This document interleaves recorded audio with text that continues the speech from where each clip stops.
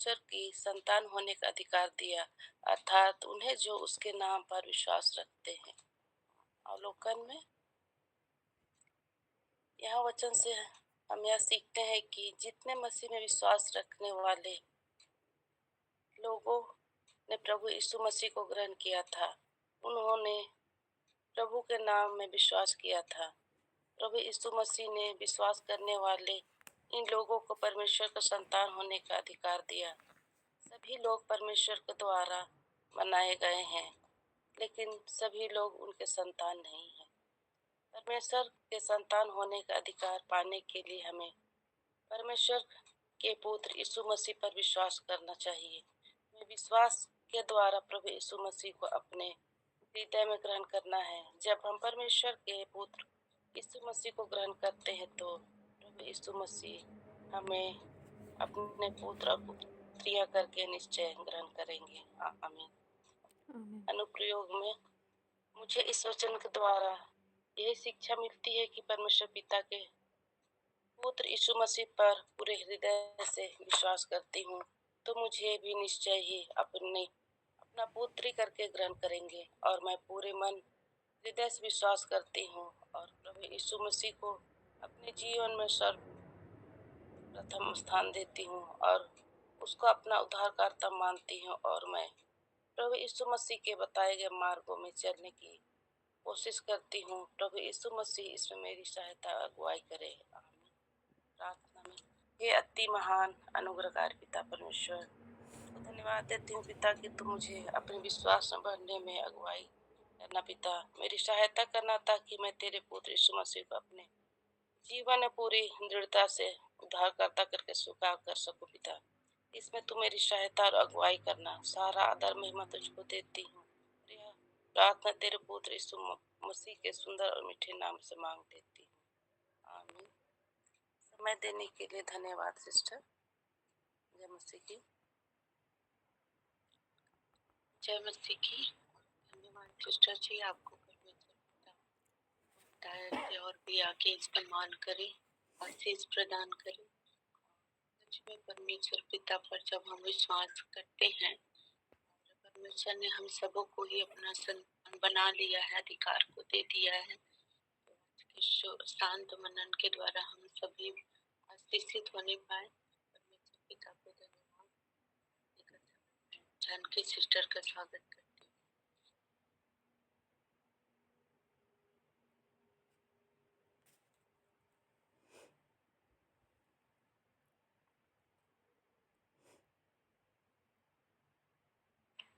Praise the Lord. परमेश्वर का धन्यवाद, उसने आज फिर से हमें एकत्रित किया है कि हम उसके वचनों में से सीखें।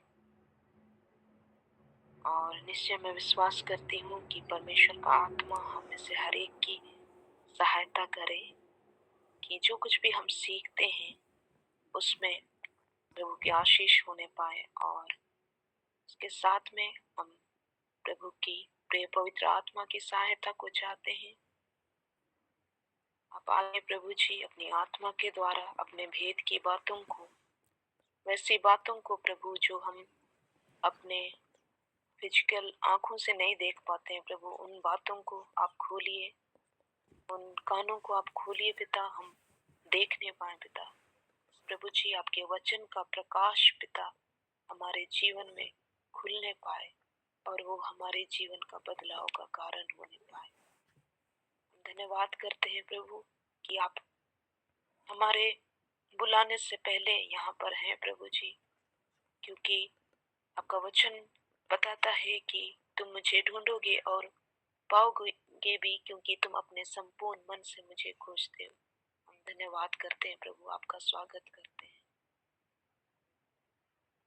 यीशु मसीह के नाम में, आमीन।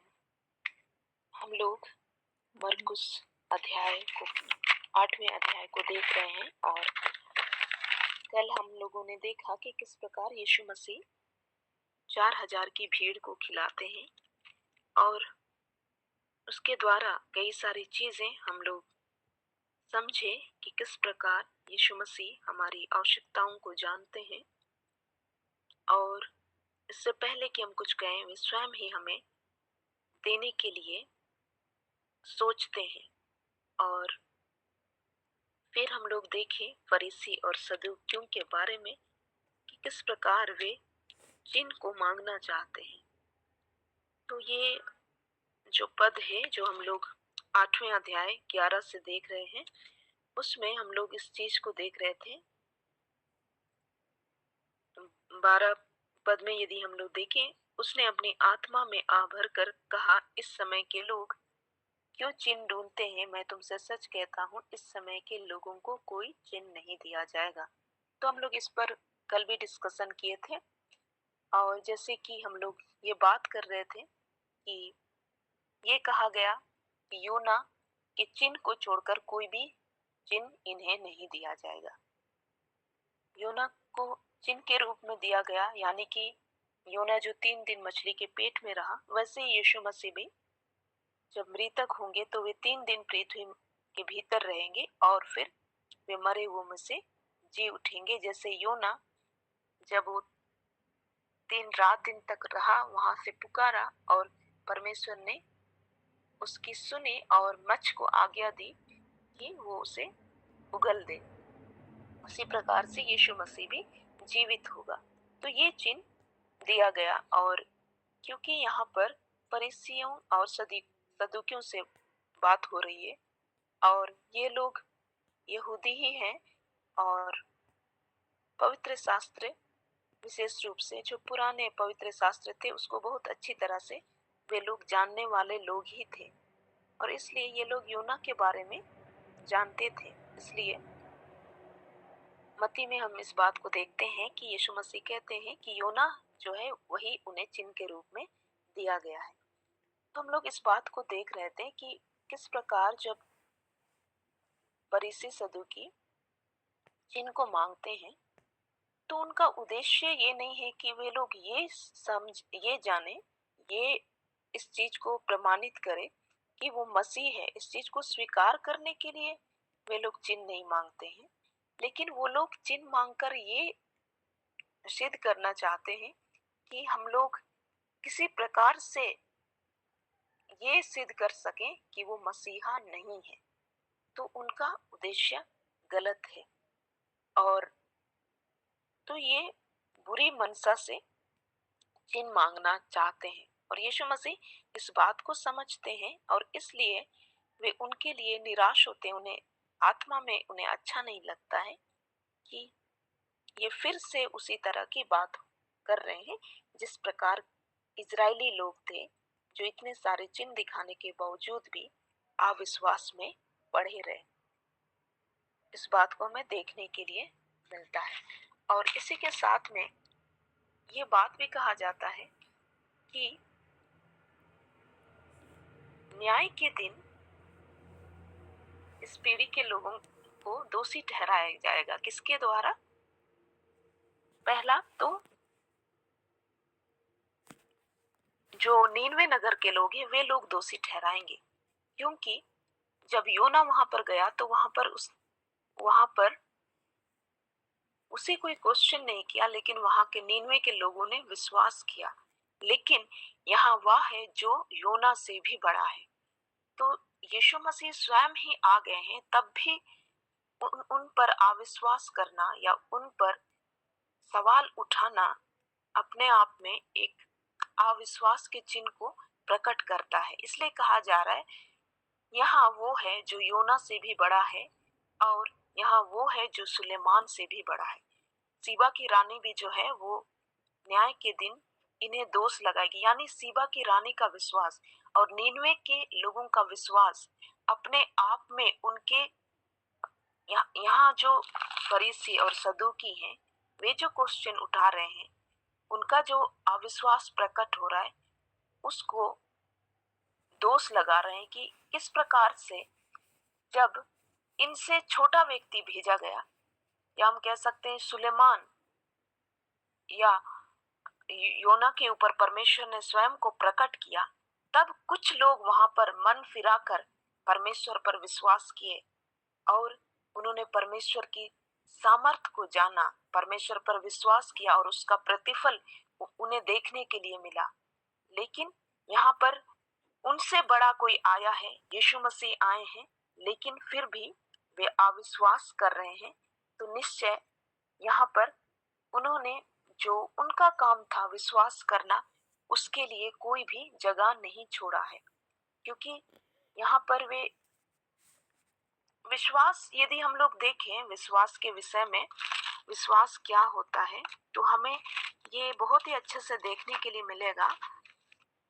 इब्रानी की पत्री में 11 अध्याय में पहला पद, इब्रानी 11 अध्याय पहला पद, क्या होता है विश्वास? अब विश्वास आशा की हुई वस्तुओं का निश्चय और अनदेखी वस्तुओं का प्रमाण है। विश्वास क्या है? अनदेखी वस्तुओं का प्रमाण है। जब चीजें देखा हुआ नहीं है तभी हमें विश्वास करना है, वही विश्वास को दिखाता है। जब चीजें देख लें तो फिर वहां पर विश्वास के लिए कोई विश्वास जैसी कोई बात नहीं है, क्योंकि हमने वहां पर साक्षात दर्शन को कर लिया है। तो इसलिए हमें इस बात को समझना है कि विश्वास हमें तब करना है जब हमें कुछ चीजें दिखाई दे, लेकिन ऐसा नहीं कि सभी चीजें दिखने के बाद ही हम विश्वास करें। यीशु मसीह ने इस प्रकार से कहा, तुमने देखा इसलिए तुम विश्वास करते हो, पर धन्य है वे जिन्होंने बिना देखे ही विश्वास किया। तो परमेश्वर इस प्रकार के विश्वास से प्रसन्न होता है। तो यही बातें हमें यहाँ देखने के लिए मिल रही है कि यहाँ पर वो है, यीशु मसीह है जो योना से बड़ा है और सुलेमान से बड़ा है, लेकिन फिर भी इस पीढ़ी के लोग उस पर प्रश्न उठा रहे हैं और चिन्हों की मांग कर रहे हैं। तो ये अविश्वास को प्रकट करता है। और एक प्रकार से हम कहें तो फरीसी जो हैं वो विश्वास करने के लिए चिन्ह नहीं मांगना चाहते, वो ये सिद्ध करना चाहते हैं कि ये मसीहा नहीं है, हम किस प्रकार से इसे दोषी ठहराएं। इसलिए यीशु मसीह इस बात को भी कहते हैं। और फिर हम देखते हैं कि यीशु मसीह इस बात से उन्हें आहत होता है, उन्हें अच्छा नहीं लगता है, वो इस बात से प्रसन्न नहीं होते और वह उन्हें छोड़कर फिर नाव पर चढ़ गया और पार चला गया। ये जो जगह है जहाँ पर ये सेवकाई चल रही है, वो झील के किनारे के आसपास की जगह है। हम लोग पहले भी इन बातों को सीखे हैं। तो फिर हम लोग देखते हैं कि यीशु मसीह नाव पर चढ़कर पार चले जाते हैं, दूसरी ओर चले जाते हैं। आगे हम लोग देखेंगे फरीसियों और हेरोदेस की खमीर। चेले रोटी लेना भूल गए थे और नाव में उनके पास एक ही रोटी थी। उसने उन्हें चिताया, देखो फरीसियों की खमीर और हेरोदेस के खमीर से चौकस रहो। वे आपस में विचार करके कहने लगे, हमारे पास रोटी नहीं है। यह जानकर यीशु ने उनसे कहा, तुम क्यों आपस में यह विचार कर रहे हो कि हमारे पास रोटी नहीं? क्या अब तक नहीं जानते और नहीं समझते? क्या तुम्हारा मन कठोर हो गया है? क्या आंखें रहते हुए भी नहीं देखते और कान रहते हुए भी नहीं सुनते? और क्या तुम्हें स्मरण नहीं कि जब मैंने 5,000 के लिए 5 रोटियां तोड़ी थी तो तुमने टुकड़ों की कितनी टोकरियां भरकर उठाई? उन्होंने उससे कहा, 12 टोकरियां। और 4,000 के लिए 7 रोटियां थी तो तुमने टुकड़ों के कितने टोकरे भरकर उठाए थे? उन्होंने उससे कहा, 7 टोकरे। उसने उनसे कहा, क्या तुम अब तक नहीं समझते? तो यहाँ पर हम लोग देखते हैं कि जब वे लोग दूसरी ओर चले जाते हैं नाव पर चढ़कर, तो वहां पर चेले जो है रोटी लेना भूल गए थे और उनके पास सिर्फ एक ही रोटी थी। और तब यीशु मसीह उनसे खमीर के बारे में बात करने लगते हैं कि वे कहते हैं फरीसियों और सदूकियों के खमीर से चौकस रहो। तो क्योंकि खमीर की बात हो रही है तो वे सोचने लगते हैं अपने से कि शायद हमने रोटी नहीं लाया है, इसीलिए खमीर की बात हो रही है। क्योंकि खमीर एक ऐसा चीज है, क्या कोई जानते हैं खमीर क्या होता है? आप में से कोई खमीर के बारे में जानते हैं? कई बार हमें वर्णन मिलता है, कोई भी बता सकते हैं?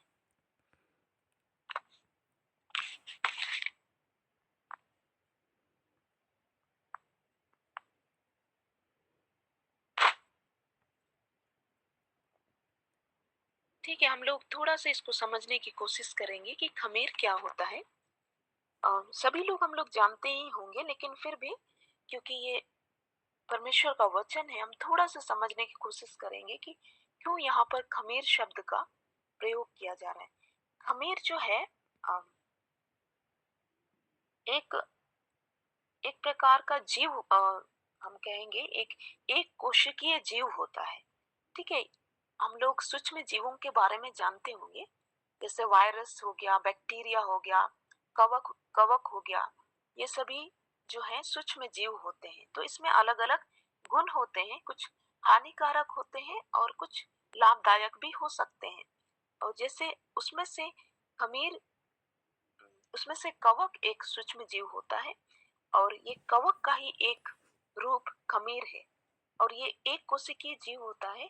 और जब हम इसे खाने पीने की चीजों में मिलाते हैं तो उसमें किण्वन की प्रक्रिया शुरू होती है, और जिसके कारण क्या होता है, वो किण्वन की प्रक्रिया से आटा जो है वो फूल जाता है और नरम बनता है।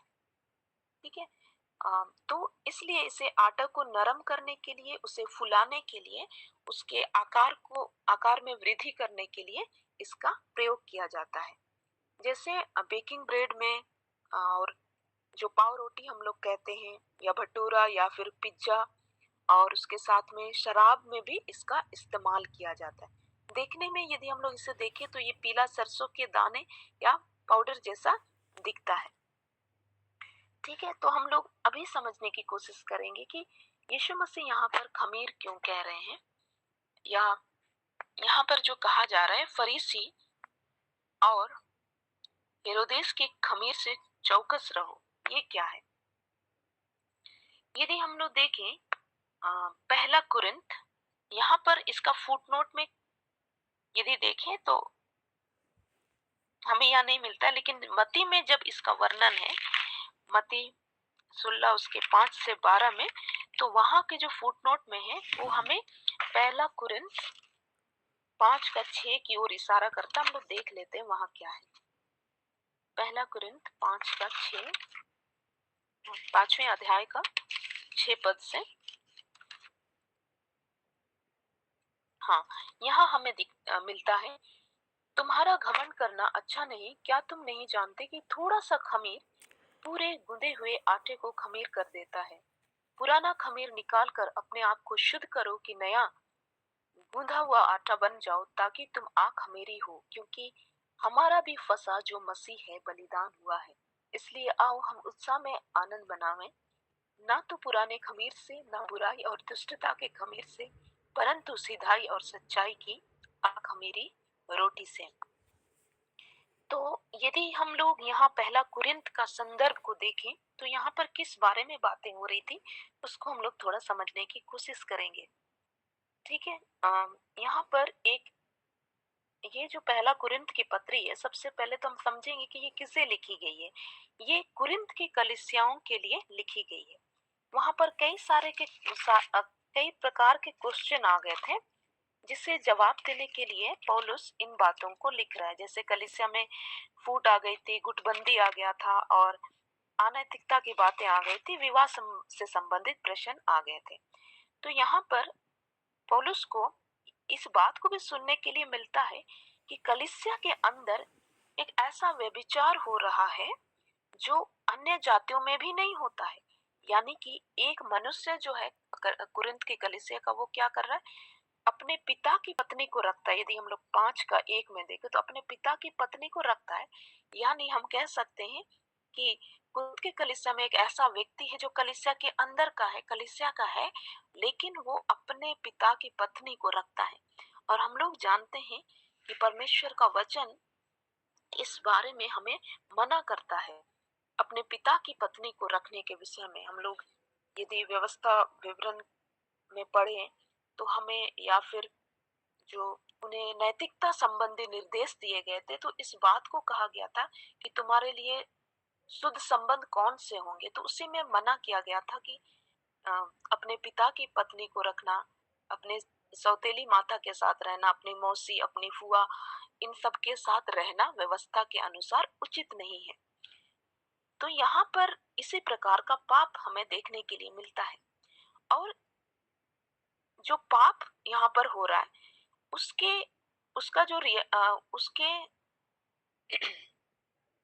उसके लिए जो कलीसिया का व्यवहार है वो पौलुस को आश्चर्य करता है।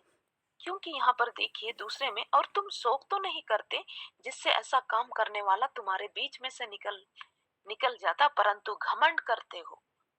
ठीक है। मतलब ऐसा कि वे लोग इस बात के लिए शोकित नहीं हो रहे हैं कि वहां पर एक ऐसा व्यक्ति है जो व्यभिचार में है, वो भी ऐसा व्यभिचार जो अन्य जाति में भी नहीं हो रहा है, यानी कि वो अपने पिता की पत्नी के साथ रह रहा है, संभवतः उसकी सौतेली माता होगी, उसके साथ रह रहा है। और इस बात के लिए वहां की जो कलीसिया के बाकी सदस्य हैं वे उस पर दोष नहीं लगा रहे हैं, उसके लिए शोक नहीं कर रहे हैं, लेकिन वे सोच रहे हैं कि हम लोग इतना प्रेम करते हैं कि हम लोग इसके पाप को सह रहे हैं। तो इस बात के लिए वे क्या कर रहे हैं, इस बात के लिए वे लोग घमंड कर रहे हैं। और जब पौलुस को इस बात का पता चलता है तो इस बात से वो नाराज होता है, क्योंकि वो उसके विषय में आज्ञा देता है, जो व्यक्ति व्यभिचार में था उसके विषय में 5 का 5 शरीर के विनाश के लिए शैतान को सौंपा जाए ताकि उसकी आत्मा प्रभु यीशु के दिन में उद्धार पाए। तो वो इस बात को कहता है कि उस व्यक्ति को शैतान को सौंप दो। कहने का मतलब कि उसको कलीसिया से निकाल दो, ताकि जब वो कलीसिया से निकले तो शैतान उसको विनाश कर सके, उसको नाश कर सके। मैं आपको बताना चाहती हूँ कि जब हम कलीसिया के भीतर में होते हैं तो वहां हमारे ऊपर एक प्रकार की सुरक्षा होती है, और शैतान जो है यदि वहां पर कोई पाप में भी हो तो शैतान उस प्रकार से सीधे तौर पर उस पर हमला नहीं कर सकता है। ठीक है। ये इस बात को मैं इसलिए नहीं बोल रही हूँ कि कलीसिया में पाप को इनकरेज किया जाए, लेकिन मैं इस बात को बताना चाहती हूँ कि परमेश्वर किस रूप में काम करता है, क्योंकि उसने कलीसिया से प्रतिज्ञा की है, वायदा की है, तो वो अपनी सुरक्षा को देता है। तो जब वहां पर कोई पाप में होता है तो उसे दंडित करना परमेश्वर के लिए भी कठिन हो सकता है, और इसलिए वो कहता है कि उसको कलीसिया से निकाल दो। और ऐसा होगा तो उसके शरीर के लिए शैतान विनाश भेजेगा, और जब विनाश भेजेगा तो हो सकता है वो शैतान की जो सताव है उससे डर कर फिर से वापस मन फिरा कर वो फिर से कलीसिया में आ जाए। और बाद में इसी बात को हम लोग देखते हैं दूसरा कुरिन्थ की पत्री में कि किस प्रकार से वे लोग उसे निकाल देते हैं।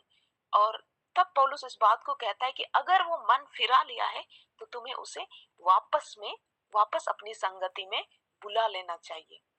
तो यहाँ पर देखिए, तो हम लोग इस बात को देख रहे हैं कि इसी बात के लिए जो वे घमंड कर रहे हैं, ना कि उसे कुछ कह रहे हैं या फिर उसके बारे में शोक कर रहे हैं कि वो बुरा काम कर रहे हैं, उसी बात को कहते हुए कहता है कि तुम्हारा घमंड करना अच्छा नहीं, क्या तुम नहीं जानते कि थोड़ा सा खमीर पूरे गूंदे हुए आटे को खमीर कर देता है। वो इस बात को बता रहे हैं कि तुम जो घमंड कर रहे हो, तो ये जो यहाँ पर घमंड करना है, क्योंकि वो लोग किस के लिए घमंड कर रहे थे, वे पाप के लिए घमंड कर रहे थे।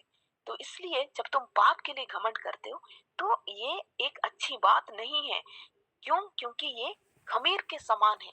यहाँ पर हम कह सकते हैं पाप के लिए जो घमंड किया जा रहा है उसे खमीर के समान कहा जा रहा है, कि वो जो थोड़ा सा खमीर तुम्हारे अंदर आ रहा है वो पूरे गूंदे हुए आटे को खमीर कर सकता है। यानी कि वो जो पाप को जो तुम सहनशील कर रहे हो, उस पाप के कारण हो सकता है ये जो पूरी कलीसिया है वो पूरे खमीर में बदल जाए। क्योंकि हम लोग इस बात को देख रहे थे कि ये एक कोशिकीय जीव होती है, जब हम लोग किसी वस्तु में मिलाते हैं तो उसमें फैलता है वो।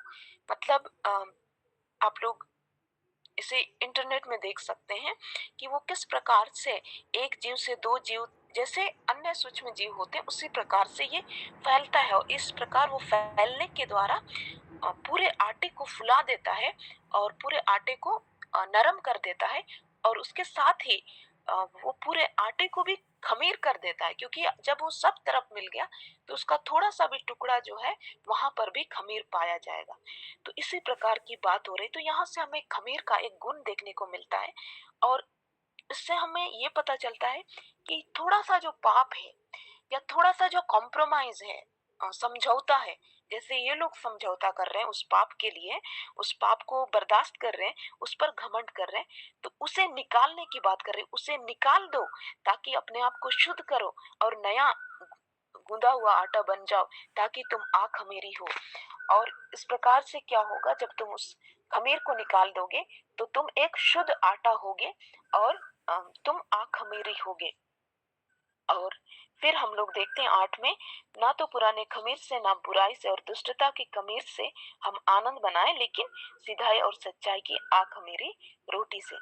तो इस प्रकार से हमें खमीर के गुण के द्वारा बताया जा रहा है कि किस प्रकार एक छोटे से पाप को जब हम लोग बर्दाश्त करते हैं, चाहे कलीसिया होकर, चाहे हम अपने व्यक्तिगत जीवन में, तो वो किस प्रकार पूरे समुदाय के लिए हानि का कारण हो सकता है। इसलिए उस खमीर को निकालने की बात हो रही है। और ये जो खमीरी रोटी हम कहते हैं, तो ये एक प्रकार से जब हम लोग इजरायलियों के कल्चर में देखें, तो जब परमेश्वर ने इजरायलियों को मिस्र से निकाला तो उन्होंने इस बात को कहा था कि जब तुम वहां से निकलो तो उसका स्मरण करना। तो किस विधि से उन्होंने स्मरण करने के लिए कहा कि जो अबीब का जो महीना है जब वे निकाले गए थे, उसमें तुम 14वें दिन से लेकर के 21वें दिन तक, यानी कि 7 दिन तक खमीरी रोटी का पर्व मनाना, और याद रखना कि हम तुम्हें गुलामी से छुड़ा कर लाए हैं। उस बात के स्मरण के लिए खमीरी रोटी का पर्व मनाया जाता था। यानी ऐसा तो उस जो 7 दिन होते थे उसमें कोई भी जो रोटी बनते थे या जो भी इजरायली खाने के लिए इस्तेमाल करते थे, उसमें उन्हें खमीर मिलाने की इजाजत नहीं थी। ना ही उस समय में 7 दिन के समय में कोई भी खमीर वहां पर पाया जाना चाहिए था। तो ये एक प्रकार से हम कह सकते हैं, इस बात को भी प्रकट करता है कि किस प्रकार परमेश्वर मिस्रियों की गुलामी से उन्हें छुड़ा कर लाया है। और यहाँ भी हम लोग देखें तो परमेश्वर, पहला कुरिन्थ में भी हम लोग इसी तरह का कुछ देख रहे हैं कि जब परमेश्वर ने हमें उन पापों से छुड़ा लिया है, तो हम क्यों उस खमीर को वापस लाएं। हमें खमीरी रहना है, यानी कि जो पाप है उसे हमें बचे रखना है, बचे रहना है। तो फिर से हम लोग जब देखेंगे तो यहाँ पर फरीसियों के खमीर और हेरोदेस के खमीर से चौकस रहने के लिए कहा जा रहा है। यानी कि एक ऐसा खमीर जो इससे पहले हम लोग बात कर चुके हैं, एक प्रकार का अविश्वास को दिखाता है। ये जो फरीसी और हेरोदेस का जो खमीर कहा जा रहा है वो उनके बारे में कहा जा रहा है, क्योंकि इससे जस्ट पहले यदि हम लोग देखें तो इस बात को हम लोग देख रहे थे कि वे चिन्ह मांगते हैं। वे चिन्ह इसलिए नहीं मांग रहे हैं कि वो विश्वास करें, क्योंकि हम लोग इस बात को भी देखें कि यीशु मसीह इस बात को कहते हैं, यहाँ वो है जो योना से या सुलेमान से बड़ा है। तो हमें इस बात को समझना है कि जब स्वयं यीशु मसीह ही वहां पर आ गए हैं, तो फिर वहां पर उन्हें अविश्वास नहीं करना चाहिए, उन्हें विश्वास करना चाहिए। लेकिन इनकी मनसा अलग है, और इस प्रकार जब वे अविश्वास करेंगे तो ऐसा ना हो कि ये लोग जो अभी विश्वास कर रहे हैं, जो यीशु मसीह के पीछे आ रहे हैं, विशेष रूप से चेले लोगों को जब ट्रेनिंग दी जा रही है, तो ऐसा ना हो कि वे लोग जो फरीसी और हेरोदेस के खमीर हैं उसके प्रभाव में आकर के उनका जो विश्वास है वो प्रभावित हो। इस बात को कहने के लिए वे कह रहे हैं कि उनके खमीर से चौकस रहना। लेकिन जब वो इस प्रकार कहते हैं तो वे लोग यानी चेले लोग आपस में विचार करने लगते हैं कि हमारे पास रोटी नहीं है। तो यीशु मसीह उनकी बातों को जान जाते हैं और कहते हैं कि तुम क्यों आपस में विचार करते हो कि हमारे पास रोटी नहीं है, क्योंकि रोटी में जो है खमीर मिलाया जाता था। इसलिए उनको इस तरह लगता है कि हो सकता है हमने रोटी नहीं लाई, और यीशु मसीह अभी खमीर के बारे में बात कर रहे हैं तो हमें रोटी लाना चाहिए था, वो सोचते हैं। तो यीशु मसीह इस बात को यहाँ पर कहते हैं कि मैं तुम्हें कुछ और बातें बताने की कोशिश कर रहा हूँ, लेकिन तुम केवल उन्हीं बातों को समझ पा रहे हो जो दिख रही है। क्योंकि वे ये सोचने लगे कि हमारे पास रोटी नहीं है। वे ये नहीं समझे कि फरीसियों के खमीर और हेरोदेस के खमीर का मतलब ये हो सकता है कि वे जो चीजें लेकर आ रहे हैं, चाहे वो अविश्वास की बातें हों, चाहे वो परंपरा की बातें हों, उससे हमें सावधान रहना है। तो इसलिए यीशु मसीह उनसे कहते हैं, क्या तुम अब तक नहीं समझते? क्या तुम्हारा मन कठोर हो गया है, या फिर आंख रहते हुए और कान रहते हुए भी तुम्हें कुछ समझ में नहीं आ रहा है? इस प्रकार की बातों को वे कहते हैं। फिर ये भी कहते हैं कि क्या तुम भूल गए कि अभी तो मैंने 5,000 5,000 के लिए 5 रोटियां तोड़ी थी, 5,000 के लिए 5 रोटियां तोड़ी थी, और 7 रोटियों से इतना किया था कि 7 टोकरे भर गए थे। इस बात को यीशु मसीह उन्हें स्मरण दिलाते हैं। तो वे ये कह रहे हैं कि रोटी जो है वो तो मैं ला सकता हूँ, लेकिन क्या तुम उस बात को भूल गए कि मैंने अभी तुरंत ही उस काम को किया था, और अभी जो मैं बात कर रहा हूँ वो कुछ और बात कर रहा हूँ। और तुम्हें उस बात को भी समझना है कि फरीसियों के खमीर और हेरोदेस के खमीर से चौकस रहो। और इसी के साथ में हम यहाँ पर एक चीज और देखने के लिए मिलता है कि यीशु मसीह जब ये जो चेले हैं, वो इस बात को हम लोग पहले भी देख रहे थे, जब 4,000 लोगों को खिलाया जाता है, कि उसमें से कोई भी ये नहीं कहता है चेलों में से कि हमें अपनी ओर से अपनी ओर से कोई नहीं कहता है कि प्रभु अभी तो आपने 5,000 को खिलाया था, आप 4,000 को भी खिला सकते हैं। लेकिन इनका जो ध्यान है, अब भी ये यही बात कर रहे हैं कि हमारे पास रोटी नहीं है, क्योंकि वो एक ही रोटी लेकर आए। लेकिन वो इस बात को भूल गए कि यीशु मसीह उससे पहले ही 2 बार ये आश्चर्य कर्म को कर चुके हैं, और अब भी कोई नहीं कह रहा है कि प्रभु हमारे पास एक रोटी है तो अभी भी हमारे लिए अगर उन यीशु मसीह खमीर की बात करने लगे तो उनके मन में अगर ये क्वेश्चन उठा भी कि अरे हम रोटी लेना भूल गए, तो उनमें से इस प्रकार का विश्वास शायद यीशु मसीह देखना चाह रहे होंगे कि वे कहें कि प्रभु आप कर सकते हैं, कम से कम एक रोटी तो लेकर आए हैं। लेकिन इस प्रकार की चीजें उन्हें देखने के लिए नहीं मिलती है। और फिर तब यीशु मसीह उनको कहते हैं कि क्या तुम आंख रहते हुए भी और कान रहते हुए भी नहीं समझ पा रहे हो इन चीजों को, और तुम्हें स्मरण नहीं हो रहा है? और फिर वो पूछते हैं कि कितनी टोकरियां बच गई थी, और वो एक एक करके पूछते हैं और वे उसका उत्तर भी देते हैं। और एक प्रकार से हम कह सकते हैं यहाँ पर कि यीशु मसीह इस बात को कह रहे हैं कि तुम अविश्वास से बचे रहो, जो खमीर के रूप में फरीसी और सदूकियों की ओर से आ रही है। क्योंकि जब ये चेले जो हैं वो अपनी ओर से नहीं कह रहे हैं, और जब एक रोटी होने के कारण वे आपस में चिंता कह सकते हैं, हम आपस में विचार कर रहे हैं कि हम तो एक ही रोटी लेकर आए हैं। तो ये उसी प्रकार की बात हो गई कि उन्हें चिन्ह तो दिखाया जा रहा है, ये वे यीशु मसीह के साथ तो चल रहे हैं, लेकिन फिर भी अभी तक उस प्रकार का विश्वास वो नहीं कर पाए हैं जैसा यीशु मसीह चाह रहे हैं। और वो चाहते हैं कि वे फरीसी और जो हेरोदेस है उसकी खमीर से बच करके विश्वास की ओर बढ़ते चले जाएं। और ऐसा वे सोच रहे थे, लेकिन वे लोग ऐसा जो उनका जो रवैया है वैसा नहीं दिख रहा है, क्योंकि उन्होंने अभी उन्हें उनके सामने आश्चर्य कर्म किया, लेकिन वे लोग उस चीज को, उस विश्वास को नहीं दिखा रहे हैं।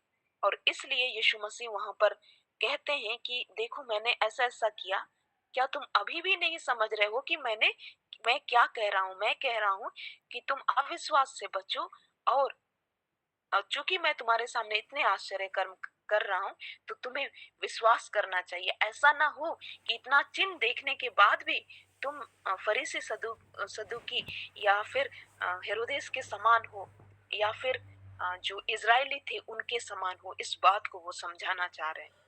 और फिर हम लोग आगे देखते हैं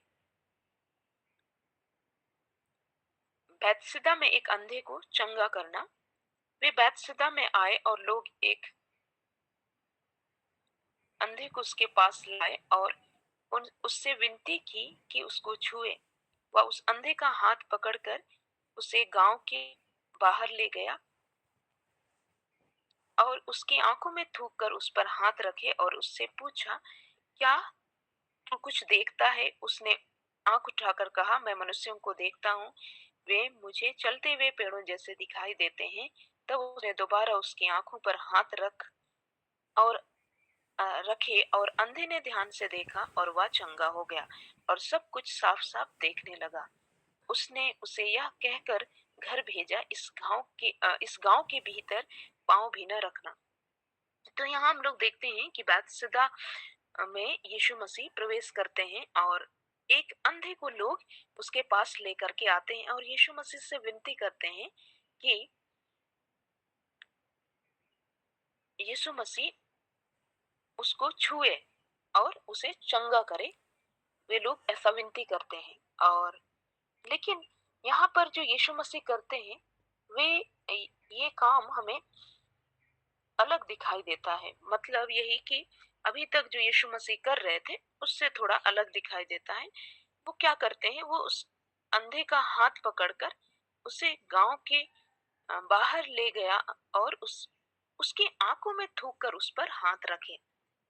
और यीशु मसीह सच में इस बात को जानते हैं कि जो थूकना है वो जो समाज है उसमें अच्छा नहीं समझा जाता है और इसलिए वो उस अंधे को हाथ पकड़कर गांव के बाहर ले जाते हैं और फिर वहां पर वो इस काम को करते हैं कि उसकी आंखों में थूक कर उस पर हाथ रखते हैं और उससे पूछते हैं कि क्या तू देखता है?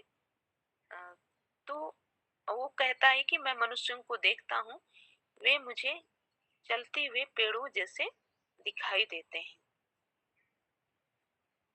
तो यहाँ पर हम लोग देखेंगे तो ये जो चंगाई है वो हमें दो स्टेप में हम लोग समझ सकते हैं इसको। मतलब पहली बार जब वो देखता है तो हो सकता है वो जन्म से अंधा नहीं होगा। ये एक ऐसा व्यक्ति हो सकता है जन्म से अंधा नहीं था होगा।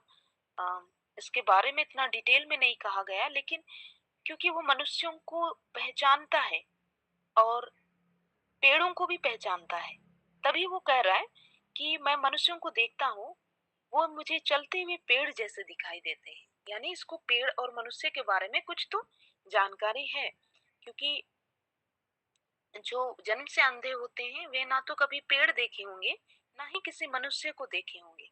केवल अपने शरीर के अंगों को छूकर या उसे महसूस करके वे एक तरह का अनुमान लगा सकते हैं कि मनुष्य इस प्रकार के हो सकते हैं। लेकिन तो इसके बारे में हमें यही लगता है कि ये हो सकता है कि कोई ऐसा व्यक्ति होगा जो जन्म से अंधा नहीं था। फिर यीशु मसीह पहली बार करते हैं तो उसको कुछ धुंधला सा दिखाई देने लगता है, इसलिए वो इस प्रकार कहता है। तब उसने दोबारा उसकी आंखों पर हाथ रखे और अंधे ने ध्यान से देखा, वह चंगा हो गया और सब कुछ साफ साफ देखने लगा। तो उसे सब कुछ साफ साफ देखने लगता है। अ, दूसरी बार में उसे सब चीज साफ साफ देखने लगता है। तो ये जो यहाँ पर जो हम देख रहे हैं इस अध्याय में, तो इसके बारे में कई चीजें कही जा सकती है। और जैसे आंखों में थूकने के विषय में पहले भी हम लोग बात कर रहे थे। और तो हम लोग इस प्रकार से इसको कह सकते हैं कि अम, यहाँ पर यीशु मसीह जब चंगा कर रहे हैं तो वो थोड़ा अलग कर रहे हैं। तो हम लोग ऐसा कह सकते हैं कि कभी कभी जो है कुछ बेतुकी बात हो सकती है। जैसे हम लोग जानते हैं जो भविष्यवक्ता थे, अ, जिनकी कुल्हाड़ी जो है वो अ, उसकी जो ये थी वो गिर गई थी। तो वहां पर भी हम लोग को ये चीज देखने के लिए मिलता है कि वहां पर लकड़ी को डाला जाता है और लकड़ी को डालने के बाद वहां से लोहा का जो चीज है वो ऊपर उठकर आता है। तो वहां पर वहां पर कोई तुक नहीं बनता है। और साइंटिफिकली भी अगर चुंबक डाला जाता तब समझ में आता है कि कोई लोहा का चीज जो है वो ऊपर उठता, लेकिन वहां पर लकड़ी की चीज डाली जाती है और तब वहां पर आश्चर्य कर्म होता है। तो मैं इसको इस रूप में लेती हूँ कि परमेश्वर जो है, क्योंकि यीशु मसीह इस बात को कहते हैं कि जो मैं पिता से सुनता हूँ और पिता को करते हुए देखता हूँ वही किया करता हूँ, इस बात को कहते हैं। तो कहने का मतलब ये कि कभी कभी हमें परमेश्वर की ओर से हो सकता है बुद्धि मिलती है, अ, बुद्धि दी जाती है, हो सकता है नहीं, बुद्धि दी जाती है किसी विशेष प्रकार की, जहां पर अ, ये वे लोग समझेंगे जो इस चीज को जानते हैं।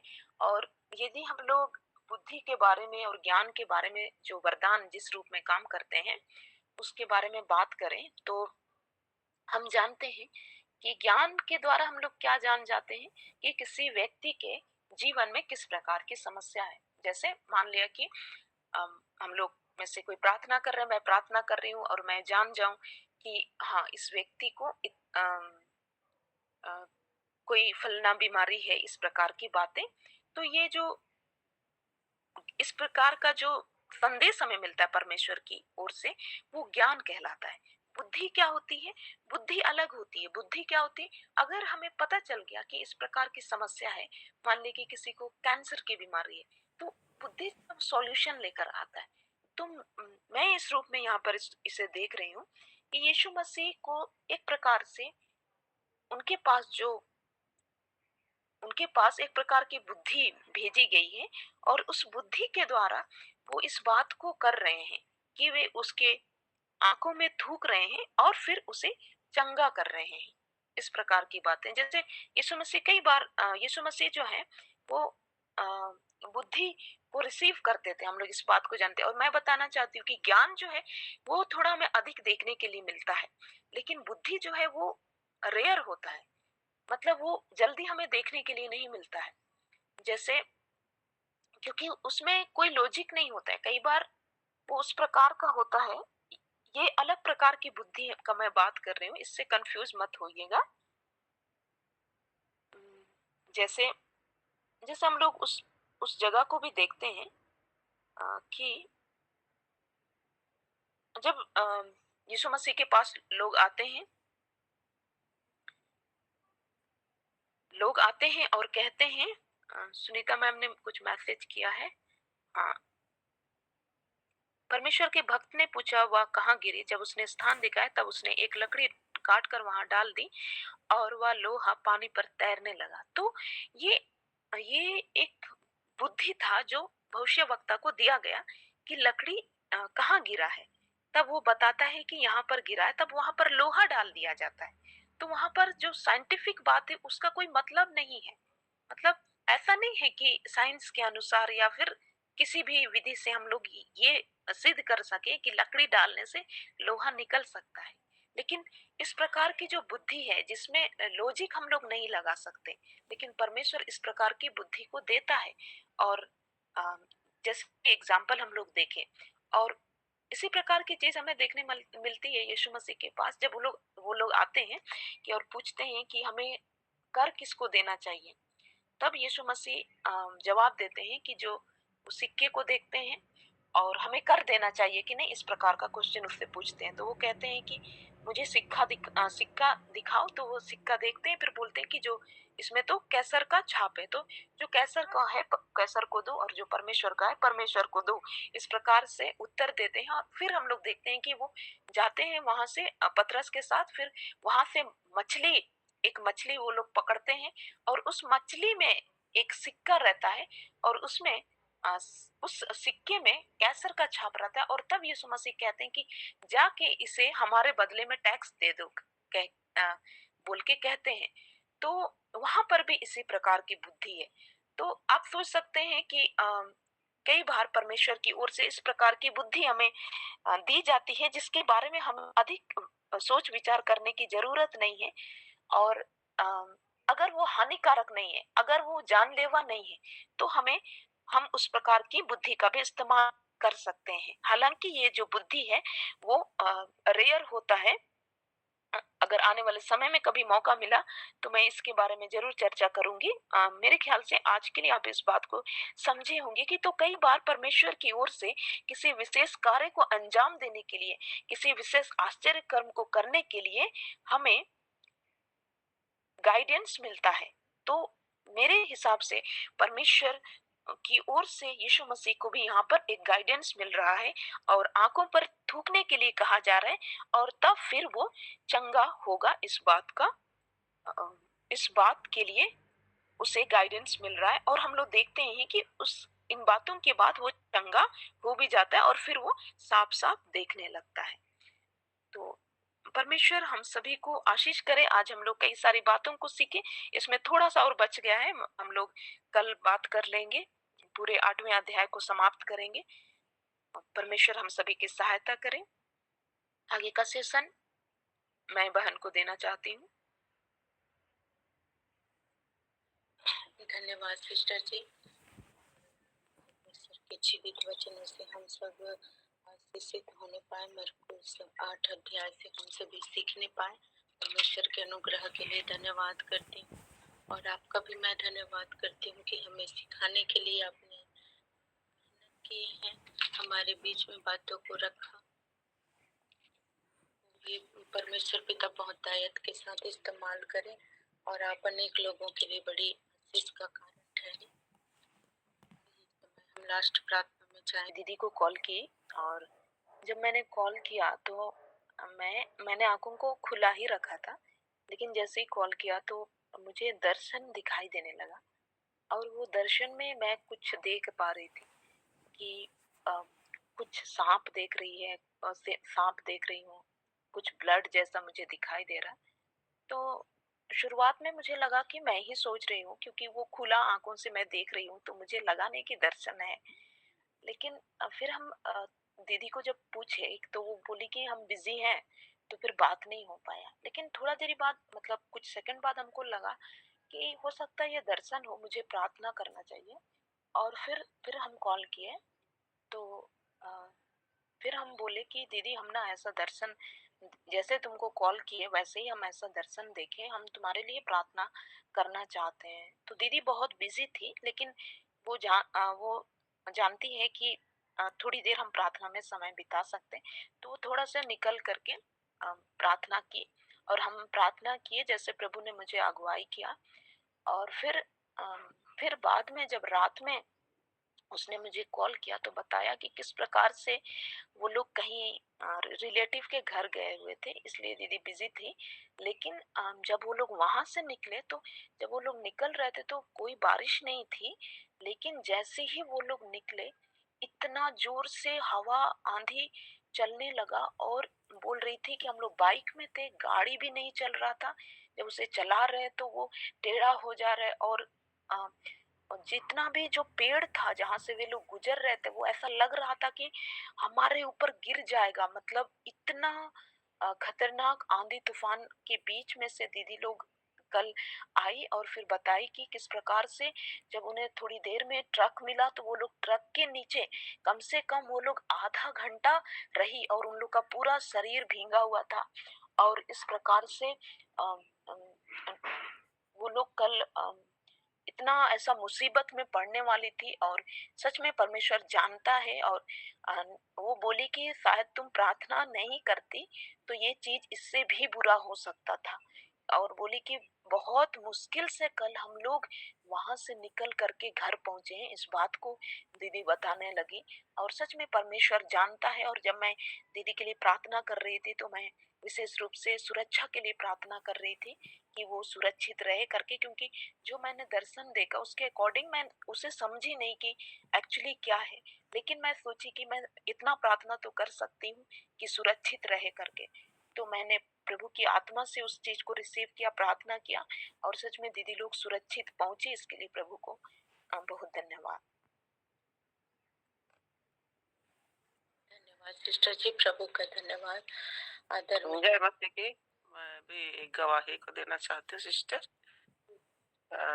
कल हम लोग दोपहर से शाम करीब 7 बजे तक बहुत ही व्यस्त और परेशान रह गए।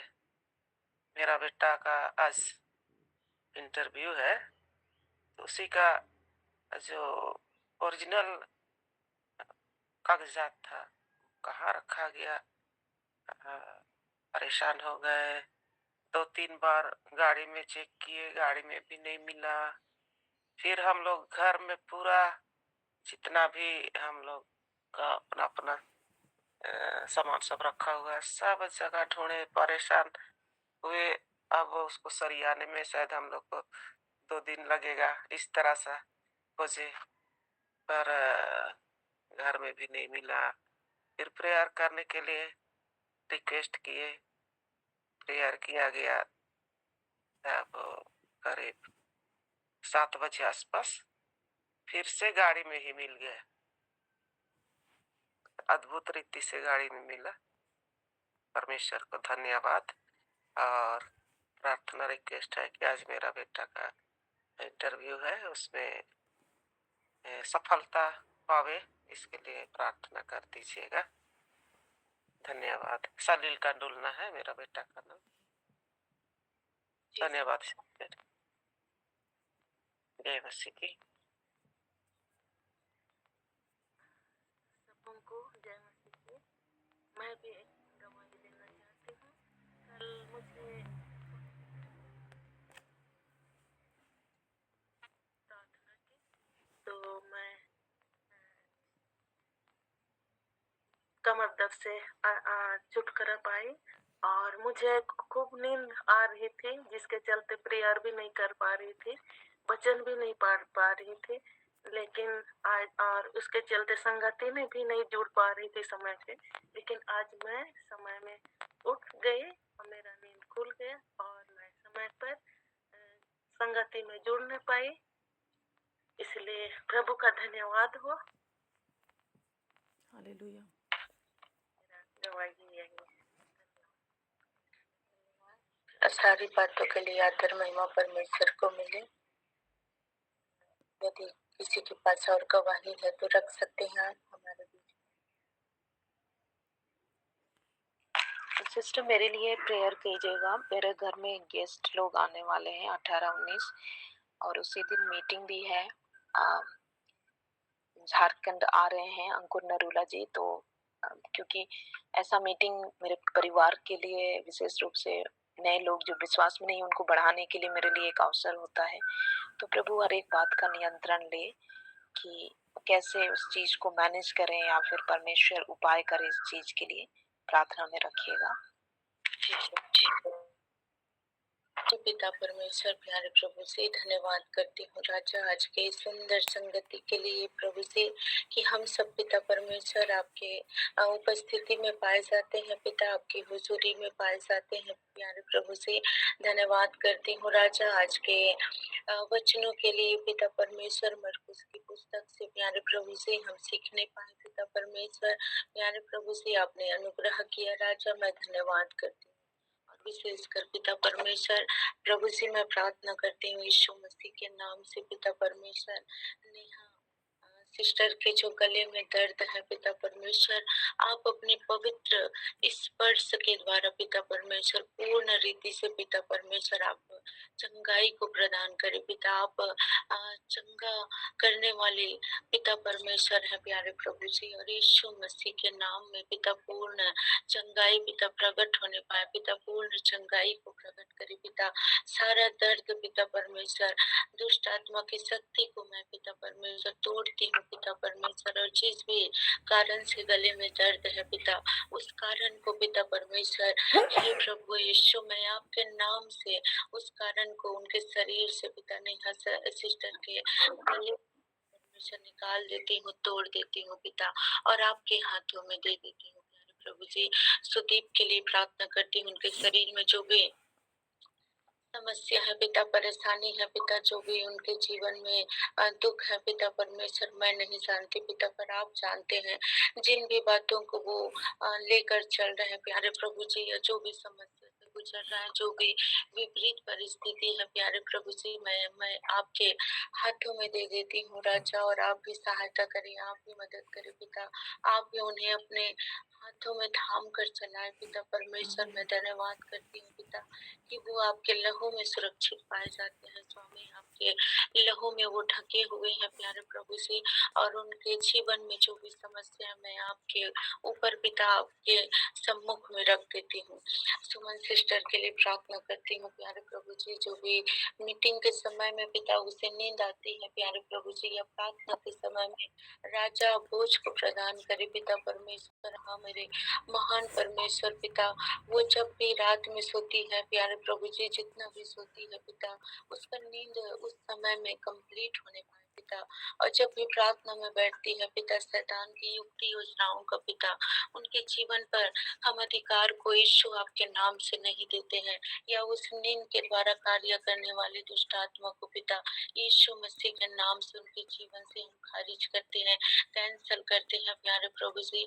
जब भी वो प्रार्थना में बैठती है पिता, वचन को सुनती है प्यारे प्रभु जी, आप दया करें, आप अनुग्रह करें राजा, की वो धीरज के साथ पिता परमेश्वर सुन सके पिता परमेश्वर, सीख सके पिता, और अपने जीवन में पिता उन बातों को लागू कर सके। मुकेश ब्रदर के लिए प्रार्थना करती हूँ, जो भी उसने प्रार्थना विषय को रखा है पिता, आपने सुन लिया है पिता, और हाँ और आमीन में पिता उनके जीवन में आपने पूरा कर दिया है प्रभु यीशु मसीह के नाम में। रीना सिस्टर के लिए प्रार्थना करती हूँ प्यारे प्रभु जी, जो भी नींद की समस्या है प्यारे प्रभु जी, नींद के कारण वो प्रार्थना नहीं कर पाती है, आराधना नहीं कर पाती है प्यारे प्रभु जी, आप भी सहायता करें, आपकी सहायता को मांग लेती हूँ। और विशेषकर प्यारे प्रभु जी इनके पति के लिए प्रार्थना करती हूँ प्यारे प्रभु जी, जो भी पिता समस्या है, जो भी मन मुटाव की बातें आती हैं प्यारे प्रभु जी, दोनों के बीच में एकता होने पाए पिता, प्रेम होने पाए पिता, शैतान के युक्ति योजनाओं का कोई इनके जीवन पर पिता कार्य न होने पाए पिता, आप भी सहायता करें, आप भी मदद करें पिता परमेश्वर। आपका वचन कहता है स्वामी कि राजा का मन पिता आपके हाथों में रहता है, और आप जिधर चाहते हैं उधर मोड़ देते हैं, फेर देते हैं प्यारे प्रभु जी। इनके पति को पिता परमेश्वर प्यारे प्रभु जी, मैं आपके हाथों में दे देती हूँ राजा, और उनका मन, उनका हृदय पिता आपके हाथों में है पिता परमेश्वर, और उनका मन हृदय पिता आपकी ओर मोड़ने पाए पिता। हाँ मेरे महान परमेश्वर, वो प्रार्थना कर सके, परिवार पिता आपके पिता उपस्थिति में बैठ सके पिता परमेश्वर, प्रार्थना का जीवन जी सके पिता परमेश्वर प्यारे प्रभु जी, आप भी सहायता करे, आप भी अनुग्रह करे पिता परमेश्वर प्यारे प्रभु जी। हाँ मेरे महान परमेश्वर, आपके हाथों में इस परिवार को दे देती हूँ पिता परमेश्वर। रीना और भी मैं प्रार्थना करती हूँ पिता परमेश्वर, सलील कंडोलना के लिए, जो आज उनका इंटरव्यू होने वाला है प्यारे प्रभु जी, आप भी सहायता करें, आप भी मदद करें पिता परमेश्वर। मैं आपके हाथों में दे देती हूँ। और पिता परमेश्वर, सुनीता सिस्टर ने जो विषय रखा है प्यारे प्रभु जी की, जो मीटिंग होने वाला है प्यारे प्रभु जी, उस मीटिंग में जाने के लिए, आने के लिए, जिस जगह में हो रहे हैं सारी बातों का नियंत्रण मैं आपके हाथों में दे देती हूँ। और भी जो जानकी सिस्टर ने पिता परमेश्वर प्रार्थना विषय दिए हैं, उस विषय को पिता आपके सम्मुख में रखते हूँ प्यारे प्रभु जी, कि उनके घर में जो गेस्ट आने वाले हैं, मेहमान आने वाले हैं प्यारे प्रभु जी, उन बीच में जो मीटिंग का समय है, इन सारी बातों को पिता परमेश्वर संभालने के लिए पिता परमेश्वर आप ही सहायता करे, आप ही मदद करे पिता परमेश्वर, उनकी हर एक कार्यों में, बातों में पिता परमेश्वर आपका नियंत्रण होने पाए पिता परमेश्वर। और गवाहियों के लिए धन्यवाद देती हूँ पिता परमेश्वर, की जानकी सिस्टर के जीवन में आपने कार्य किया पिता परमेश्वर प्यारे प्रभु जी, आगे भी पिता उसके पूरे परिवार को आपके हाथों में देती हूँ प्यारे प्रभु जी। और पिता परमेश्वर आप ही पिता परमेश्वर उस परिवार को पिता संभाले पिता परमेश्वर प्यारे प्रभु जी, और आपके भय भक्ति में पिता वचन में बढ़ते जाने के लिए पिता आप ही सहायता करे, आप ही मदद करे। चिरानी सिस्टर के लिए धन्यवाद करती हूँ पिता परमेश्वर, उनके जीवन में कार्य करने के लिए प्रभु जी हम आपका धन्यवाद करते हैं। और भी हम धन्यवाद करते हैं पिता परमेश्वर हम सबों के लिए पिता परमेश्वर, आज की संगति में पिता परमेश्वर हम सब जुड़ नहीं पाए पिता परमेश्वर, और हर एक के लिए मैं प्रार्थना करती हूँ पिता, कि यहाँ पर उपस्थित हर एक जन पिता जो भी समस्या को लेकर चल रहे हैं पिता परमेश्वर, जो भी दुख में है, समस्या में है या बीमारी में है, जिन भाई बहनों ने प्रार्थना विषय को नहीं दे पाए हैं पिता, जवान है, जो भी जवान इस संगति में पाए जाते हैं पिता, उपस्थित है पिता, उन्हें हर एक को पिता मैं आपके हाथों में पिता दे देती हूँ, आपके ऊपर छोड़ देती हूँ पिता परमेश्वर, क्योंकि आपने अपने वचन में लिखा है पिता परमेश्वर प्यारे प्रभु जी की अपनी चिंताओं को, अपनी समस्याओं को मेरे ऊपर डाल दो, क्योंकि मुझे तुम्हारा ध्यान है, कहा है हाँ मेरे महान परमेश्वर। हर एक की समस्याओं को जो वो लेकर चल रहे हैं पिता परमेश्वर, जो सह रहे हैं पिता परमेश्वर प्यारे प्रभु जी, मैं आपके सम्मुख में रख देती हूँ पिता परमेश्वर प्यारे प्रभु जी, आपकी सहायता करे पिता, हर एक का बोझ हल्का होने पाए पिता, हर एक जन पिता परमेश्वर आपके मार्ग में पिता परमेश्वर चल सके, आप ही अनुग्रह करे, आप ही दया करे पिता परमेश्वर, जो भी दुखी है पिता, परेशान है पिता परमेश्वर प्यारे प्रभु जी, आपने वचन में लिखा है पिता परमेश्वर की बोझ से दबे हुए लोगों मेरे पास हाँ मैं तुम्हें विश्राम दूंगा। हाँ मेरे महान परमेश्वर पिता, आपकी शांति, आपका विश्राम पिता हर एक जन के ऊपर होने पाए, आप ही दया करे, आप ही अनुग्रह करे पिता परमेश्वर। हम सब पिता आपके हाथों में समर्पित होते हैं, इस विनती को पिता प्रभु यीशु मसीह के नाम में मांगते हैं। आमीन आमीन। आइए हम प्रभु की प्रार्थना। हे हमारे पिता जो स्वर्ग में है, आपका नाम पवित्र माना जाए, आपका राज्य आए, आपकी इच्छा जैसे स्वर्ग में पूरी होती है वैसे ही पृथ्वी पर पूरी हो। हमारी दिन भर की रोटी आज हमें दे, जिस प्रकार से पिता हमने अपने अपराधियों को क्षमा किया, आप भी हमारे अपराधों को क्षमा करे, हमें और परीक्षा में न ला, परंतु हर एक बुराई से बचा, क्योंकि राज्य पराक्रम और महिमा सदा आप ही के हैं। आमीन। सिस्टर आशीष वचन बोलेंगे। स्वागत। आइए हम लोग आशीष वचन एक साथ बोलेंगे। पिता परमेश्वर का प्रेम, प्रभु यीशु मसीह का अनुग्रह और पवित्र आत्मा की सहभागिता हम सबों के साथ सर्वदा बनी रहे। आमीन आमीन। Praise the Lord, hallelujah. जय मसीह की। यीशु सहाय। Good morning. जय